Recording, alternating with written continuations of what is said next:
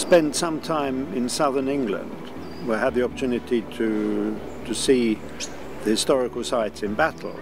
And at the same time, living in France gave me the opportunity to go to Normandy, and for several times I've seen the castles and especially the Bayeux Tapestry.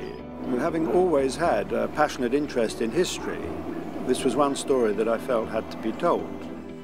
I get the impression that most people know about Harold, the Saxon king, but although they've heard of William the Conqueror, not many people know where he came from and his background.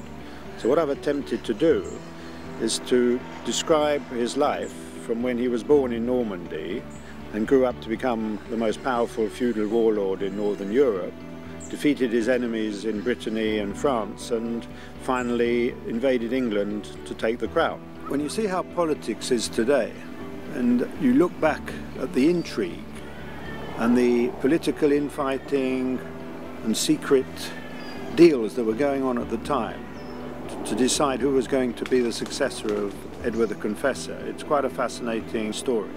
One thing that annoys me with either books or films is when they adapt the facts to create more interest for spectators. I believe that history should be told as accurately as possible.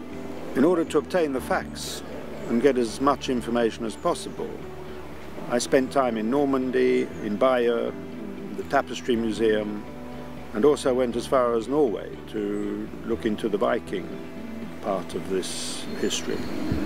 Part of my research, I also looked into other books that have been written about the same period. And whilst there have been many documentaries, there have been very few novels written. And I have tried to bring history to life by making this story as interesting as possible, keeping to the facts. Whilst writing the novel, it struck me that there's never been a major movie made of this story, which is really England's defining moment in history. So I'm in the process of adapting the novel into a screenplay, and I hope that in the not too distant future there will be a film made of this important event.